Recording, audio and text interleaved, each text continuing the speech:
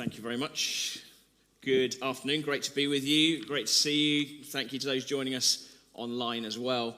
And as Francis said, start of a new series, Sit at His Feet. And actually, I think this series is very timely for us, a very timely series. It's certainly what we as a team of leaders, what we felt God speaking to us about, simplicity and prioritizing being with Jesus, which of course is something that's important all the time through our whole lives, our whole Christian lives. But I think it's particularly significant for us right now to focus on this right now as we've come out of, and we're still coming out of, a very disorientating time that's affected people in lots of different ways.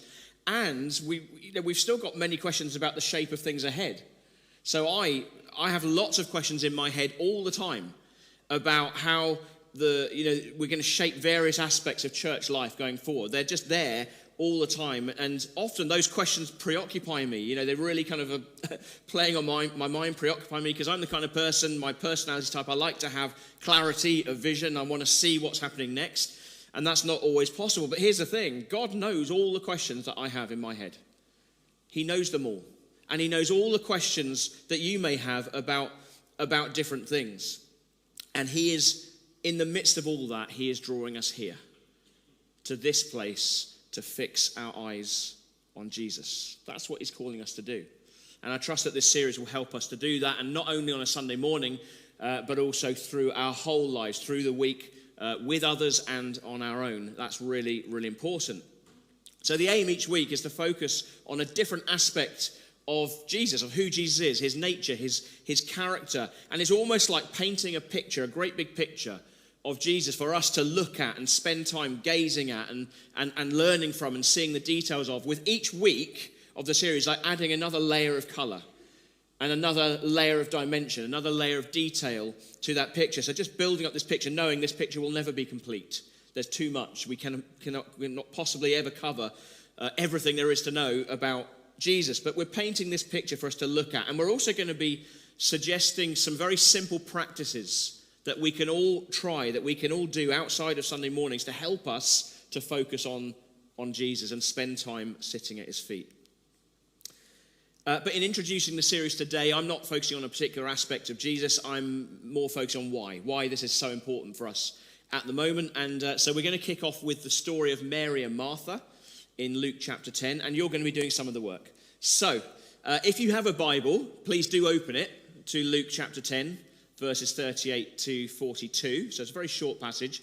But also I need a volunteer who is happy to come and read through the microphone, read this scripture for all of us from the screen. Okay, so while you're opening your Bibles, who would like to come and read from the screen?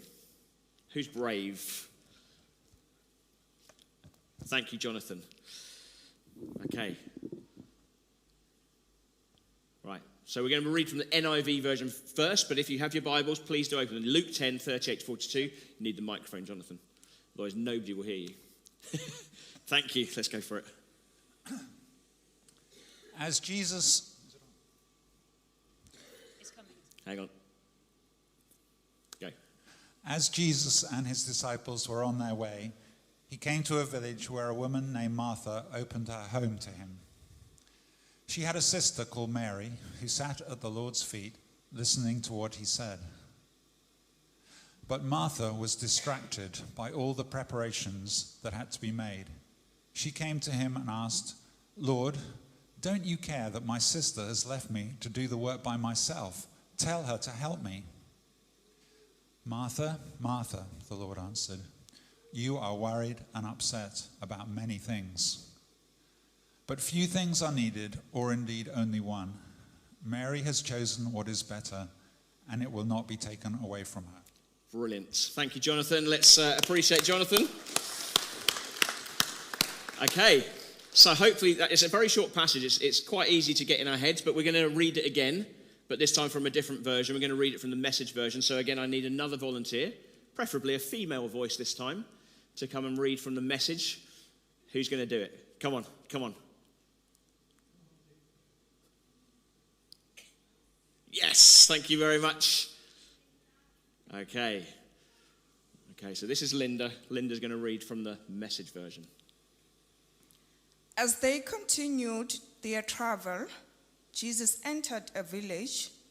A woman by the name of Martha welcomed him and made him feel quite at home.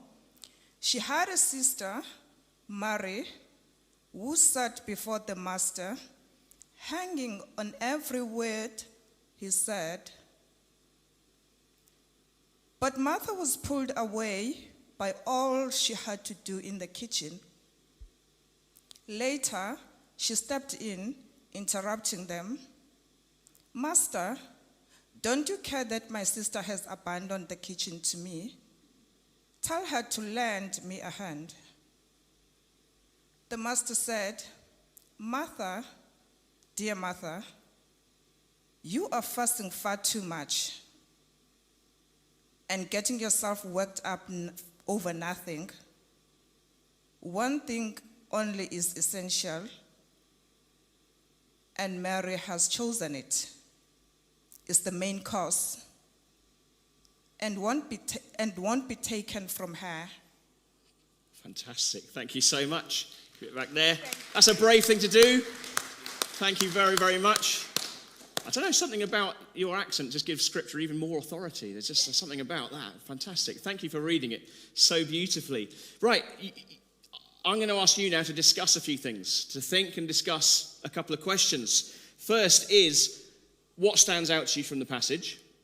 But the main questions I want you to focus on is this. What does it teach us about God? What we've just read and what we've just heard. What does it teach us about God? And what does it teach us about people, about us? Now, I'm going to ask you to discuss this together. Now, I'm aware, of course, some of you might not feel comfortable doing that. There are ways you can adopt to make it very clear to those around you that you really don't want to discuss. I've got a look which I've developed just like this. Just kind of look straight ahead or look at your phone. Really study this passage intently, okay? And then people around you will realize, I don't think that person really wants, but that's fine. But for those who are happy to, why don't you find somebody around you, one or two people around you, and just discuss those questions just for a couple of minutes, and then I'll ask for a little bit of feedback. Online, you've got those questions on the screen, and why don't you put in the chat?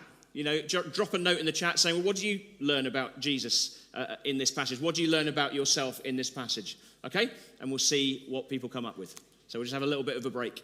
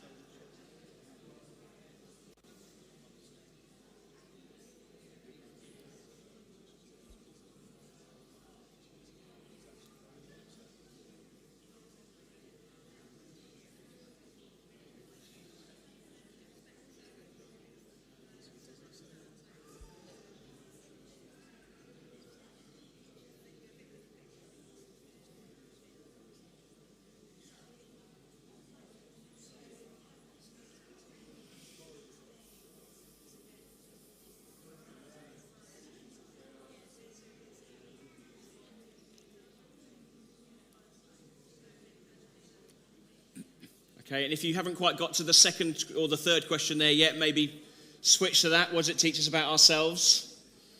Just another minute.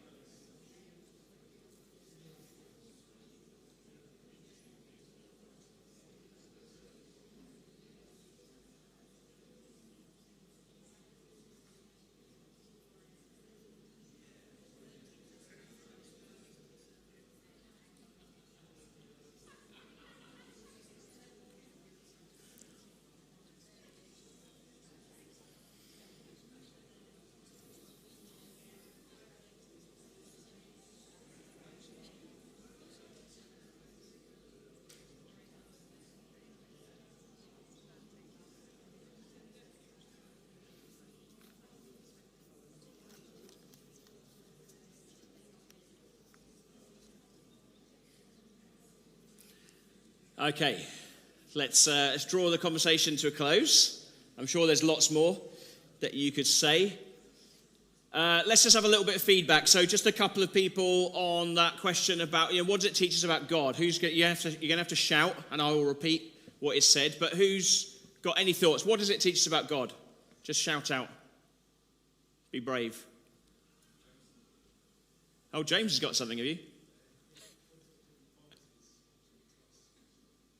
God's got different priorities to us. Yeah, absolutely. Our priorities and God's priorities are not always lined up. Absolutely, yeah, thank you. Anyone else, what it teaches us about God? Yeah, he wants us to focus on him. It's very clear, isn't it, from that passage? Jesus wants us to focus on him. That's where our focus is to be. Heather. Oh, Heather, have you read? We are human beings, not human doings. Absolutely. That's a Selwyn Hughes line, isn't it, I think?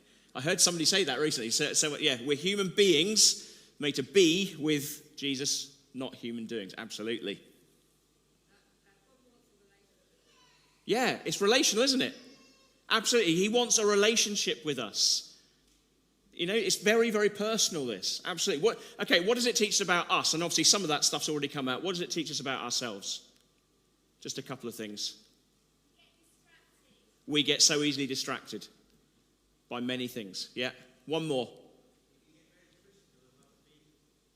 Say again. Yeah, we can become very critical of other people. We can judge very easily, can't we, what other people are doing. Brilliant. Thank you so much. Like I said, I might as well just sit down now. You've done it for me. You've preached my sermon. But no, as ever, I do have some things to say. And I am going to share them with you. But thank you. Thank you for discussing. Thank you for thinking about that. I think it's very easy for us to read this story. It's a very familiar story to us. It's a very short passage. I think it's very easy for us to read it as Martha's doing the wrong thing and Mary is doing right. But of course, it's not quite that simple, because Martha is doing a good thing. Let's not miss that. This isn't a case of Martha's the baddie in the story at all. Martha's doing a good thing. She's showing hospitality.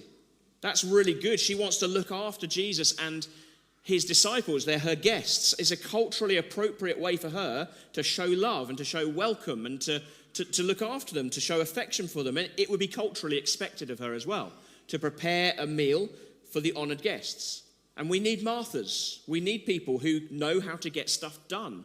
We need them. And there is a rebuke for her from Jesus, but it's a very gentle rebuke. It's not harsh in the slightest. It's very gentle. It's very tender. He says, Martha, Martha. And that repetition of her name is significant. It's like when God said to Moses in the Old Testament, he said, Moses, Moses. Or in the temple with the young boy Samuel, when he woke up from the dream, Samuel, Samuel. And it's not because they didn't hear him the first time. It's in Hebrew, it's a sign of affection to repeat the name. So Martha, Martha. That's why the Message version that we just read translates it as Martha, dear Martha. He is speaking very tenderly to her as he explains to her why he's not going to tell Mary to go and help her. And he says, Martha, you are worried and upset about many, many things. And it's like Jesus can see beyond the activity itself to what's really behind the activity, what's at the root of that activity, what the motivation is, or the mixed motivation is. Martha wants to prepare this great meal for her guests. That's good. That's a really good motive. I want to look after my guests. But maybe Jesus sees there's a bit more to it for Martha. Maybe there's some sort of sense of self-worth, significance, identity that she finds in this role of preparing the meal and being the cook and producing this great meal. Who knows? We don't really know, but Jesus sees something in her, and he says, you are worried and upset about many things, but Mary has chosen what is better. Mary has chosen what is better. And one of the reasons for Martha's agitation is not just because she's annoyed at Mary for not helping her. One of the reasons for her agitation and her appeal to Jesus to do something about this is that Mary is acting in a culturally very inappropriate way. Because effectively, Mary is behaving as if she were a man. Okay, so let's remember, we're looking at a culture here which is in the Middle East 2,000 years ago. It's a very different culture to what we used to. So Mary, at the moment, she's in what is very much a male space in the house, where Jesus and his disciples are, and Mary shouldn't really be there culturally. But not only that, She's not just sitting in the room with them, she is sitting at Jesus' feet. She is sitting at the feet of the teacher, the rabbi, listening to him, learning from him. Again, traditionally, that is a male role. That is where a man would be sitting in that culture. You know, listening to the rabbi, learning from him, probably with a view to themselves becoming a rabbi at some point in the future. So Mary's actually behaving in culturally a very inappropriate way. Martha is agitated by this. And she thinks Jesus should be agitated by this as well. Tell her to come and help me. And we don't know what the other disciples think. We don't know what their response is. It doesn't tell us. But what it certainly does show us, this passage, is that Jesus absolutely affirms her right to be there at his feet. And not only her right to be there, but her choice to be there. Even when there was plenty for her to be getting on with, there was plenty to distract her, she's chosen what is better in that moment. Jesus is in her house. She's chosen what is better, to sit at his feet, to listen to him, to learn from him, to gaze upon him. So this is really a story about distraction and priorities. It's distraction and priorities. Martha is distracted by all the things she's got to do, as worthy and as good as those things are. And these are things she is doing for Jesus. She's doing this for Jesus, but what the reality is it's distracting her from Jesus. What she's doing for Jesus is distracting her from Jesus. How easily does that happen to us? How easily can we say the same thing? But also she's trying to distract Mary from Jesus in the process, hence the gentle rebuke that comes. But Mary is prioritizing being with Jesus ahead of everything else, and Jesus commends her for it. Now, Jesus isn't saying that you should never be busy, and that you should never be busy with good things. It's really a question of what occupies our attention, what holds our gaze, what occupies our focus, or what distracts us from that. It's about what we prioritize, about what our actions are really motivated by. And listen, I know as well as anybody else, and actually probably better than most, I know how all my activities for Jesus and for the church can distract me from Jesus. And can be done with very mixed motives as well. You know, pride can always be there, lurking in the background. So, you know, I know so often in my life, activity has robbed me of intimacy with Jesus. And that's when I run dry. When I've been letting activity rob me of intimacy, that is when I run dry. And I've experienced that very recently. But Jesus shows us a different way. He shows us actually true service for him, true service for Christ, following Jesus, being a disciple is not primarily about what we, in all of our busyness, what we can give to him. It's first and foremost about receiving what he delights to give us. That's the Christian life. It's first of all about receiving from him before we can give anything out. We can't give what we don't have. It's about doing, flowing out of our being with Jesus, so that our activity in life flows from that deep inner life with God. I'm just going to read this quote from this book, Gentle and Lowly. We've highlighted this a number of times already. I'm sure many of you have read it. If you haven't, get hold of it. It really does bring your focus onto Jesus. Here's something that it says. It says, there are two ways to live the Christian life. You can live it either for the heart of Christ, to get the heart of Christ, to earn the heart of Christ, or from the heart of Christ. You can live for the smile of God or from it. For a new identity as a son or daughter of God or from it. For your union with Christ or from it. The battle of the Christian life is to bring your own heart into alignment with Christ's.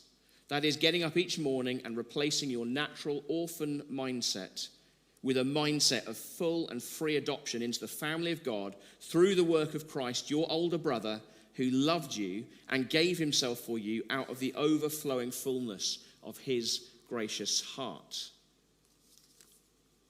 How do we get that mindset?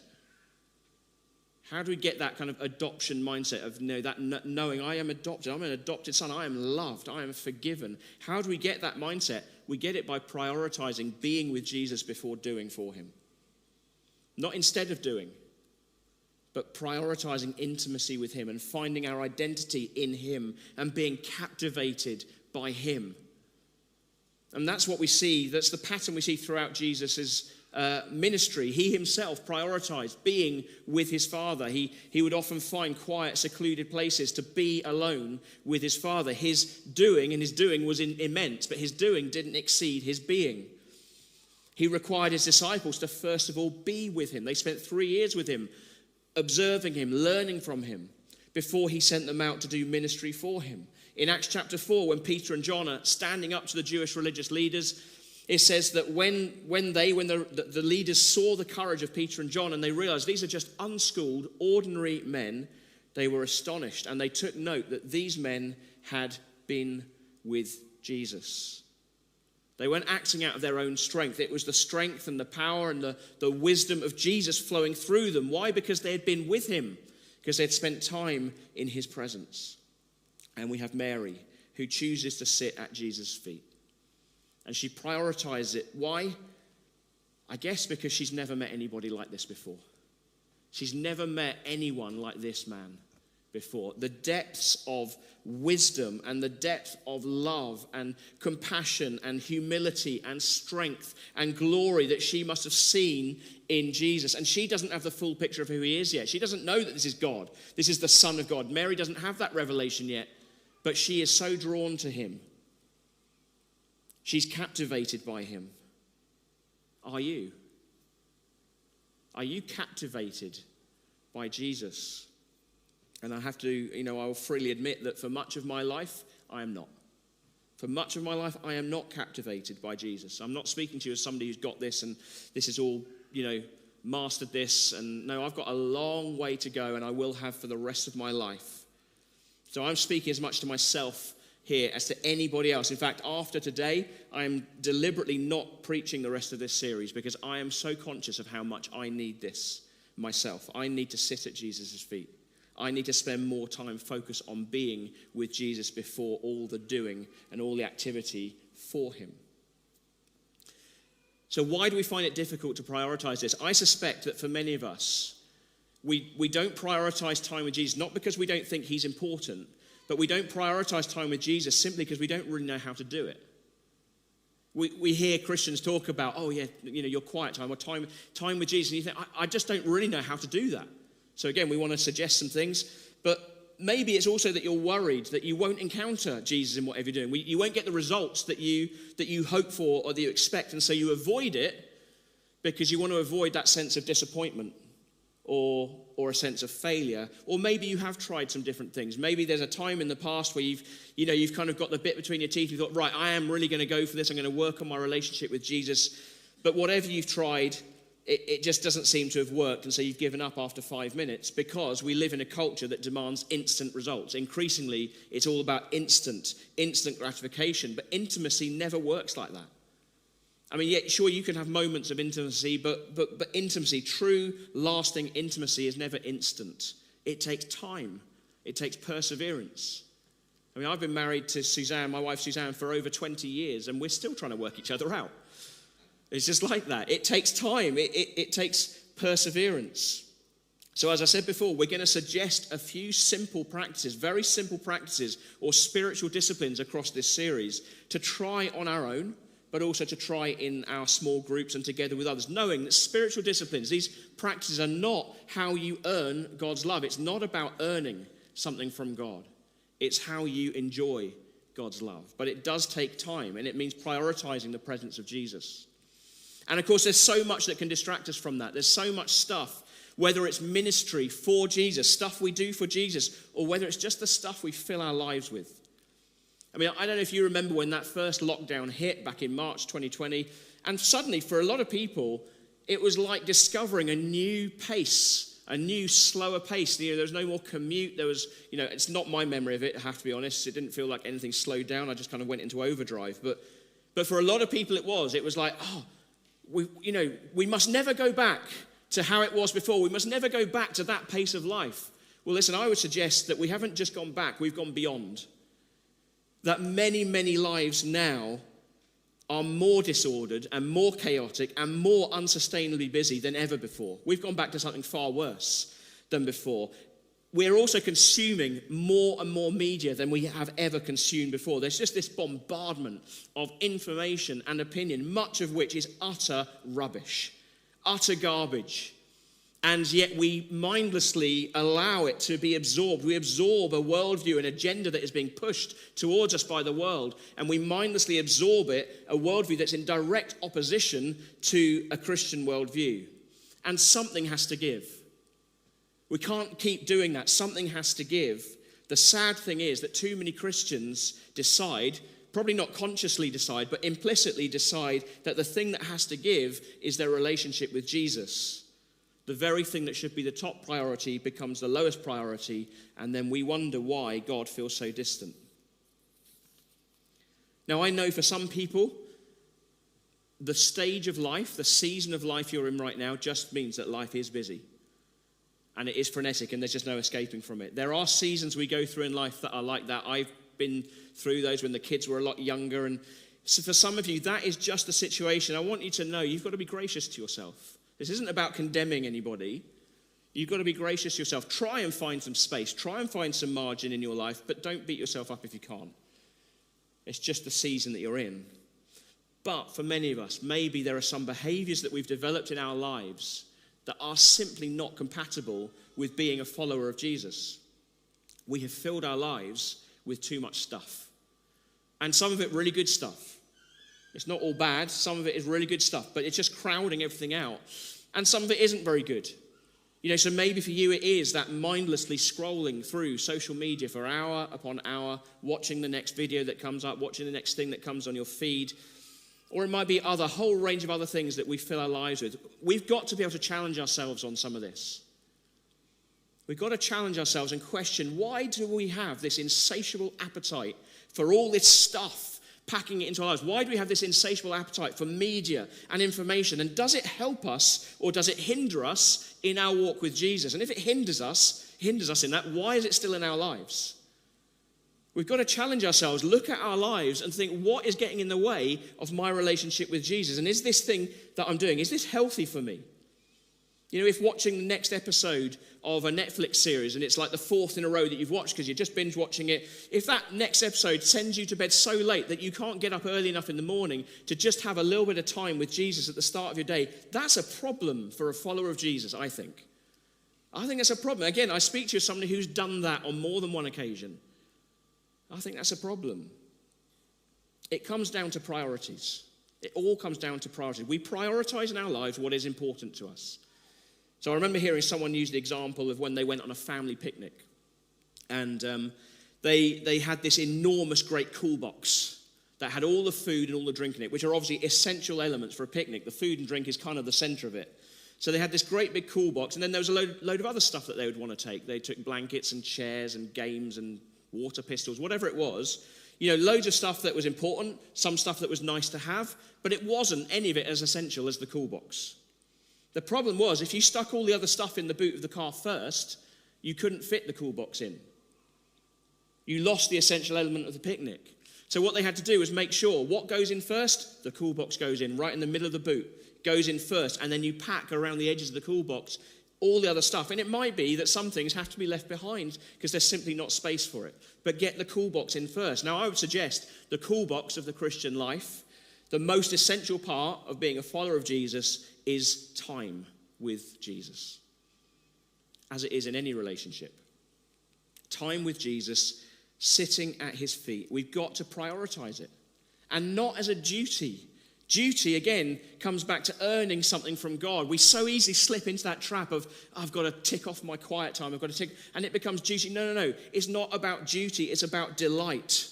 Delight to spend time with the most captivating, the most loving, the most compassionate person in the universe. The one who didn't just give us a portion of his time or a portion of his life. He gave everything to us, even unto death on a cross. He gave his blood. He gave his whole life for us. The question is, do you desire to be with Jesus?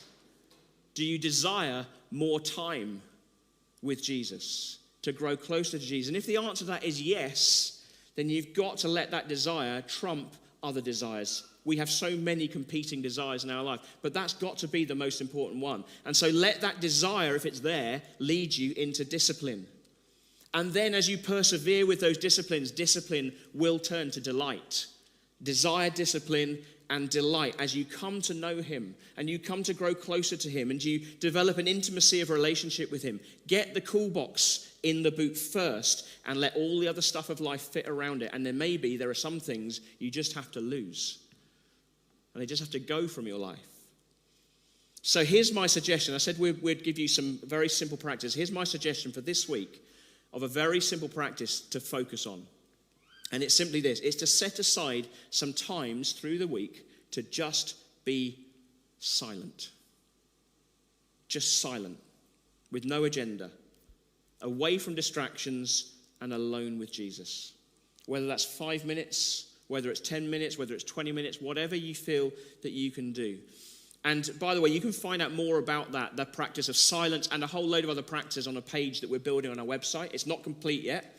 There are still some things to fill in, but the one about silence is there. So I'd recommend you go to this page. It's at /practices. So kchw.co.uk/practices. This is going to be a really helpful resource for us throughout this series and beyond the series. But where and when can you find those times to be silent and free from distractions, free from the noise that we're normally bombarded with? Get those times in your diary. Otherwise, it won't happen. Diarize it. Put it in your diary. Prioritize it. Get the cool box in the boot first.